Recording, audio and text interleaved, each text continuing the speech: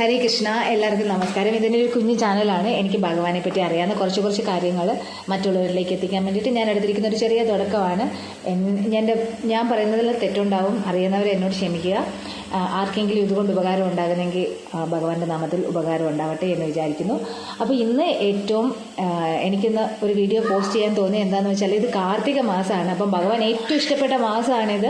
അപ്പോൾ ഇതിൻ്റെ ഏകദേശം അവസാന നാളുകളിലേക്ക് എത്തി എങ്കിൽ പോലും ഇനിയും വൈകിട്ടില്ല, നിങ്ങൾക്ക് ചെയ്യാവുന്നതാണ്. നിങ്ങൾക്ക് ഈ മാസത്തിൽ നമ്മൾ എന്ത് ചെയ്താലും അതിന് ഇരട്ടിയുടെ ബലം ഉണ്ടാവും. ഇത് എത്ര വലിയ പ്രശ്നമായെങ്കിലും അത് നമ്മുടെ ഭഗവാന്റെ കുഞ്ഞു കൈകൊണ്ട് തീർക്കാവുന്ന കാര്യങ്ങളേ ഉള്ളൂ. അത്രയ്ക്കും എഫക്റ്റീവായിട്ടുള്ള ഒരു മാസമാണ് കാർത്തിക മാസം എന്ന് പറയുന്നത്. അപ്പോൾ ഈ കാർത്തിക മാസത്തിൽ നമ്മൾ എന്താ ചെയ്യേണ്ടതെന്ന് വെച്ച് കഴിഞ്ഞാൽ, എല്ലാവരും വീട്ടിൽ ഭഗവാന്റെ കുഞ്ഞു ഫോട്ടോ എങ്കിലും ഇല്ലാത്ത വീടുകൾ ഉണ്ടാവില്ലായിരിക്കുമല്ലോ അല്ലേ.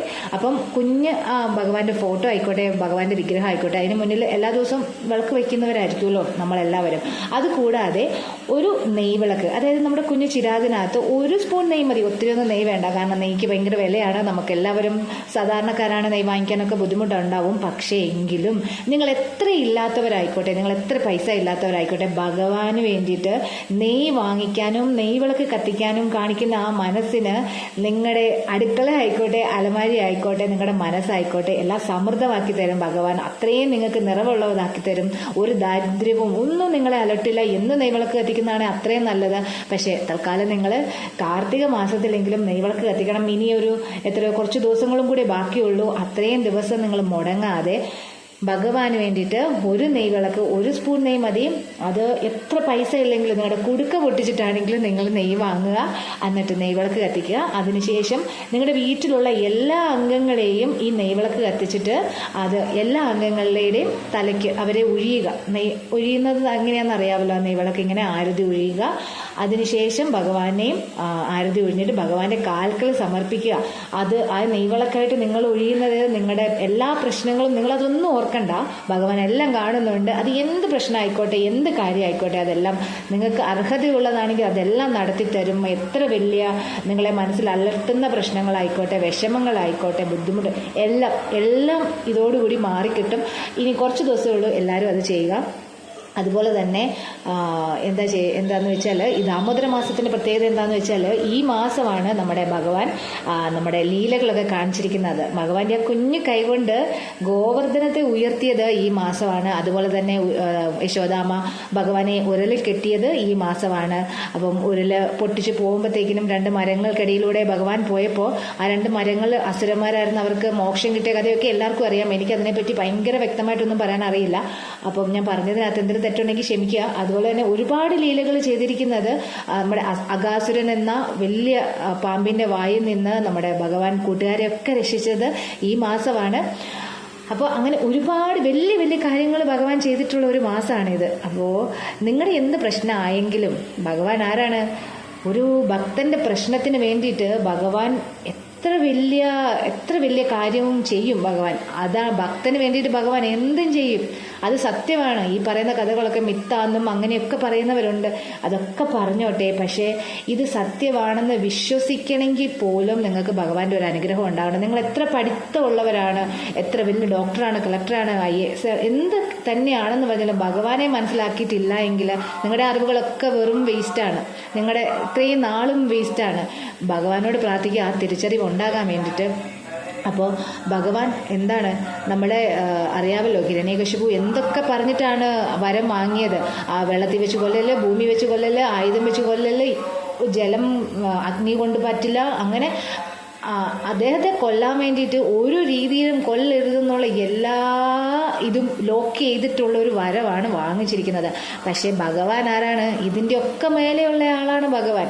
നമ്മൾ കാണാത്ത പല ഡൈമെൻഷനിലും ഭഗവാന് കാണാൻ പറ്റും. നമ്മൾ വിചാരിക്കും ഞാനിതെല്ലാം അനുഗ്രഹം എല്ലാം വാങ്ങിച്ചിട്ട് ഞാൻ ഇരിക്കുവാണ്, ഇനി എന്നെ ഒന്നിനും തകർക്കാൻ പറ്റില്ല. ഇത് നമ്മുടെ പൊട്ടയായ ബുദ്ധിയാണ്. പക്ഷേ അതിലൊക്കെ മുകളിലാണ് ഭഗവാന്റെ ശക്തി എന്ന് പറയുന്നത്. ഭഗവാൻ എന്താ ചെയ്തത്? പ്രഹ്ലാദനെ രക്ഷിക്കാൻ വേണ്ടിയിട്ട് നരസിംഹമൂർത്തിയായിട്ട് അവതരിച്ചു. എന്നിട്ട് ആ നിസ്സാരപ്പെട്ട ഒരു നഖം, ഭഗവാന്റെ ആ നഖം കൊണ്ടാണ് നമ്മൾ ഈ ഹിരണ്യകശിപുവിനെ ഭഗവാൻ കൊന്നത്. എല്ലാവർക്കും ആ കഥകളൊക്കെ അറിയാം. അപ്പം വെറും നിസ്സാരപ്പെട്ട നഖം, എന്താണ് ഹിരണ്യകശിപു ചിന്തിക്കാത്ത ആ ഡയമെൻഷനിൽ ഭഗവാന് ചിന്തിക്കാൻ പറ്റും, ഭഗവാന് കാര്യങ്ങൾ ചെയ്യാൻ പറ്റും. അതുകൊണ്ട് നിങ്ങളുടെ എന്ത് പ്രശ്നം ആയിക്കോട്ടെ അതെല്ലാം മാറും. ഇന്നത്തെ നമ്മുടെ ലോകത്ത് ഭാര്യയും ഭർത്താവും ആയിക്കോട്ടെ, അമ്മായിയമ്മ മരുമകൾ, അതുപോലെ തന്നെ അയൽവക്കത്തുള്ള പ്രശ്നങ്ങൾ, മകളും അച്ഛനും പ്രശ്നം, അച്ഛനും അമ്മയും മകനും പ്രശ്നം, അങ്ങനെ എല്ലാ പ്രശ്നങ്ങളുടെയും ചുറ്റിനുമാണ് നമ്മൾ നിൽക്കുന്നത്. നമുക്കൊന്നും ഇതൊന്നും ശരിയാക്കാൻ പറ്റില്ല, ആരെയും നമുക്ക് മാറ്റാൻ പറ്റില്ല, ഭഗവാനല്ലാതെ ആർക്കും ആരെയും മാറ്റാൻ പറ്റില്ല. നിങ്ങൾ നിങ്ങളുടെ എന്ത് തന്നെ കാര്യമായാലും ഭഗവാനോട് പറയുക. നിങ്ങൾക്ക് വേണ്ടി ഭഗവാൻ അതെല്ലാം മാറ്റിത്തരും. പിന്നെ ഒരു കുടുംബത്തിൽ സ്ത്രീക്കാണ് അതായത് സ്ത്രീക്ക് മാത്രമേ നമുക്ക് ഈ ലോകത്തെ തന്നെ മാറ്റണമെങ്കിൽ സ്ത്രീകൾക്കേ പറ്റുള്ളൂ. അതങ്ങനെയാണ് സ്ത്രീകളുടെ ജന്മം തന്നെ. നമ്മൾ എന്തൊക്കെ ഫെമിനിസം പറഞ്ഞാലും എന്ത് പറഞ്ഞാലും നമ്മൾ പെണ്ണുങ്ങൾ തുനിഞ്ഞിറങ്ങിയാലേ നന്നാക്കാനും, പെണ്ണൊരുമ്പെട്ടാലെന്ന് കേട്ടിട്ടുണ്ടല്ലോ, ഈ ലോകത്തെ നന്നാക്കാനും ചീത്തയാക്കാനും പെണ്ണുങ്ങൾക്കേ പറ്റുള്ളൂ. അതുകൊണ്ട് നമ്മുടെ കുടുംബത്തിൻ്റെ ഐശ്വര്യവും എല്ലാം, അതായത് ഒരു സ്ത്രീ ആണെങ്കിൽ ഭർത്താക്കന്മാരെ നമ്മൾ നല്ലതാക്കാനും ചീത്തയാക്കാനും ഒക്കെ സ്ത്രീകൾ വിചാരിച്ചിട്ടേ പറ്റുള്ളൂ. എനിക്ക് ഇത് ഭഗവാന്റെ കാര്യങ്ങളാണ് പറയുന്നെങ്കിലും ഇത് നമ്മൾ ഭൗതിക ലോകമാണെന്ന് ചുറ്റിനും കാണുന്നത്. നമ്മൾ അങ്ങനെ ഭൗതികമായിട്ടുള്ള കാര്യങ്ങളിലാണ് നമ്മൾ ജീവിക്കുന്നത്. അപ്പം ഭഗവാന്റെ കാര്യങ്ങളാണ് പറയുന്നത് എങ്കിൽ കൂടിയും എനിക്കൊരു എൻ്റെ വ്യക്തിപരമായിട്ട് എനിക്ക് ഒരു ടിപ്പ് തരാനുള്ളത് എന്താണെന്ന് വെച്ചാൽ, ഭാര്യമാരോട് എനിക്ക് പറയാനുള്ളത് എന്താണെന്ന് വെച്ചാൽ, എത്ര അഴുക്ക് ഭർത്താക്കന്മാരായിക്കോട്ടെ, എത്ര അഴുക്ക് മക്കളായിക്കോട്ടെ, നിങ്ങൾ എന്താ ചെയ്യേണ്ടതെന്ന് വെച്ചാൽ രാവിലെ തന്നെ ഓഫീസിൽ ജോലിക്ക് പോണ ഭർത്താക്കന്മാരാണെങ്കിൽ അവരെ ഒന്ന് നല്ലതായിട്ട് ഒരു കെട്ടിപ്പിടിച്ച് ഒരു ചെറിയൊരു ഉമ്മ കൊടുക്കുക. ഇതൊക്കെ പറയുന്നത് ശരിക്കും മോശമായിട്ട് തോന്നും, പക്ഷേ ഈ ഉമ്മ എന്ന് പറയുന്നത് അത്ര വലിയ മോശപ്പെട്ട കാര്യമായിട്ട് എനിക്ക് തോന്നുന്നില്ല. ആ ഒരു ഉമ്മയിലൂടെ നമുക്ക് എല്ലാം മാറ്റിമറിക്കാൻ പറ്റും. അതിപ്പോൾ ഒരു സിഗരറ്റ് വലിക്കുന്ന ഭർത്താവായിക്കോട്ടെ, നമ്മൾ എല്ലാ ദിവസവും രാവിലെ അവർ ജോലിക്ക് പോകുന്നതിന് മുന്നേ ഇങ്ങനെ ഒരു നല്ല സ്നേഹത്തോടെ നിങ്ങൾ രാവിലെ എണീക്കുമ്പോഴേ അവർ ഓഫീസിൽ പറഞ്ഞു വിടാൻ, ചേട്ടാ അത് വാങ്ങിക്കണം, ഇത് വാങ്ങിക്കണം, അരി തീർന്നു, മറ്റേ തീർന്നു, പഞ്ചസാര തീർന്നു, ഇങ്ങനെ പറഞ്ഞു വിടുന്നതിന് പകരം, അല്ലെങ്കിൽ എന്തെങ്കിലും വഴക്ക് പ്രശ്നം, നിങ്ങൾ എനിക്കത് ചെയ്തില്ല, നിങ്ങൾ എന്നെ കെയർ ചെയ്യുന്നില്ല, ഇങ്ങനെയുള്ള കാര്യങ്ങളൊക്കെ പറഞ്ഞ് നമ്മൾ രാവിലെ അവരെ വിടുന്നതിന് പകരം ഇങ്ങനെ ഒരു കാര്യം, ചെറിയൊരു കാര്യം അത് ചെയ്തിട്ട് വിടുവാണെങ്കിൽ അവർ സിഗരറ്റിനടിമയായിട്ടുള്ള ഭർത്താക്കന്മാരായിക്കോട്ടെ, ആ സിഗരറ്റ് ഒന്ന് കത്തിക്കുന്നതിന് മുന്നേ ഈ ഉമ്മയുടെ ചൂട് അവരുടെ മനസ്സിലേക്ക് വരിക. അങ്ങനെ ഒരു മാസം അടുപ്പിച്ച് ചെയ്ത് കഴിയുമ്പം അവർ ഒരു 4 തവണ സിഗരറ്റ് വലിക്കുന്നവരാണെങ്കിൽ ഒരു 3 തവണയാക്കും. അങ്ങനെ പതുക്കെ അതൊക്കെ മാറും. അതുപോലെ തന്നെ കുട്ടികൾ എത്ര മോശപ്പെട്ട രീതിയിലേക്ക് പോണ കുട്ടികളാണെങ്കിലും അമ്മയുടെ ആ സ്നേഹത്തിൻ്റെ ആ ഒരു ഉമ്മയുണ്ടല്ലോ, അതിനെപ്പറ്റിയുള്ള ഓർമ്മകൾ വരുമ്പോൾ കുട്ടികൾക്ക് വേറെ മോശപ്പെട്ട രീതിയിൽ ഒന്നും പോകാൻ അവർക്ക് തോന്നില്ല. അതുപോലെ തന്നെ നമ്മൾ ഗുഡ് മോർണിംഗും ഗുഡ് നൈറ്റും അങ്ങനെയുള്ള ബെസ്റ്റ് വിഷസ് ഇങ്ങനെയൊക്കെ പറയുന്നതിന് പകരമായിട്ട് നമ്മൾ രാവിലെ അവരെ സ്കൂളിൽ പോകുന്ന കുട്ടികൾക്കായിക്കോട്ടെ അവർക്കും അതുപോലെ തന്നെ കെട്ടിപ്പിടിച്ച് അവർക്കും ഒരു ഉമ്മ കൊടുക്കുക, എന്നിട്ട് ഹരേ കൃഷ്ണ പറയുക. ഇത് ഒരു 10 ദിവസം നമ്മൾ തുടർന്ന് ചെയ്ത് കഴിയുമ്പോഴല്ലോ അവരാരും മോശപ്പെട്ട രീതിയിൽ പോകത്തില്ല. എത്ര അഴുക്കായിട്ടുള്ള ആൾക്കാരാണെങ്കിലും അവരാരും മോശപ്പെട്ട രീതിയിൽ പോവില്ല. എല്ലാവരും നമ്മുടെ ഇഷ്ടത്തിന് വേണ്ടി, നല്ലതിന് വേണ്ടിയിട്ട് അവർ നല്ലതായിട്ട് വരും. ഇത് സത്യമാണിത് ശരിക്കും. പക്ഷെ നമുക്കതൊക്കെ ചെറിയ ചെറിയ കാര്യങ്ങൾ ചെയ്യാൻ കുറച്ച് ബുദ്ധിമുട്ടാണ്. നമുക്കെല്ലാം ഇൻസ്റ്റൻ്റായിട്ട് പെട്ടെന്ന് റിസൾട്ട് കിട്ടണം. പക്ഷെ അങ്ങനെയൊന്നും അല്ല, പെട്ടെന്നൊന്നും ഒരു റിസൾട്ടും ഇല്ല. അതുകൊണ്ട് പതുക്കെ ക്ഷമയോടെ എല്ലാ സ്ത്രീകളും അങ്ങനെ ചെയ്യുവാണെങ്കിൽ ലോകം തന്നെ മാറും. എനിക്ക് എപ്പോഴും പോസിറ്റീവായിട്ടും സന്തോഷത്തോടെ ഇരിക്കാനായിട്ടാണ് ഇഷ്ടം. പക്ഷേ എന്നെ അലട്ടുന്നത് ഇപ്പം എനിക്ക് ചുറ്റിനുമുള്ളവർ, എൻ്റെ ഫ്രണ്ട്സ് ആയിക്കോട്ടെ, ബന്ധുക്കളായിക്കോട്ടെ, അവരിൽ എന്തെങ്കിലും പ്രശ്നം ഉണ്ടെന്ന് പറയുമ്പോൾ എന്നെ അത് അഫക്റ്റ് ചെയ്യും. എനിക്ക് സന്തോഷമായിട്ടിരിക്കാൻ പറ്റില്ല. അപ്പം ഞാൻ ആഗ്രഹിക്കുന്നത് ഞാനും സന്തോഷമായിട്ടിരിക്കണം, എൻ്റെ ചുറ്റിനുള്ളവർ സന്തോഷമായിട്ടിരിക്കണം എന്നാണ് ഞാൻ ആഗ്രഹിക്കുന്നത്.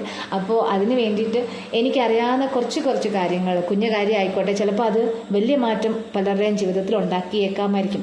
ഇനിയിപ്പോൾ ആർക്കും മാറ്റം ഉണ്ടായില്ലെങ്കിലും ഇത് ഞാനിങ്ങനെ പറയുമ്പം എൻ്റെ ജീവിതത്തിൽ ഞാൻ പോസിറ്റീവായിട്ടിരിക്കും. അപ്പോൾ ഇത് നിങ്ങൾക്ക് ഇഷ്ടമുള്ളവരേക്ക് എത്തിച്ചു കൊടുക്കാമെങ്കിൽ എത്തിച്ചു കൊടുക്കുക, ഇല്ലെങ്കിൽ വേണ്ട, ഒരു കുഴപ്പമില്ല. അപ്പോൾ നമ്മുടെ മെയിൻ ഇന്നത്തെ ടോപ്പിക് എന്ന് പറഞ്ഞാൽ ദാമോദര മാസം, കാർത്തിക മാസം. അപ്പോൾ ഇന്ന് നെയ്വിളക്ക് എത്തിക്കുക, അതാണ് ഇന്നത്തെ പ്രധാന ടോപ്പിക്. ഇതെൻ്റെ ആദ്യത്തെ വീഡിയോ ആണ്. ഇനിയും നല്ല ചിന്തകളൊക്കെ വരുമ്പോൾ ഞാൻ നിങ്ങളുമായിട്ട് ഷെയർ ചെയ്യാം. ഹരേ കൃഷ്ണ, എല്ലാവർക്കും നല്ലത് വരട്ടെ.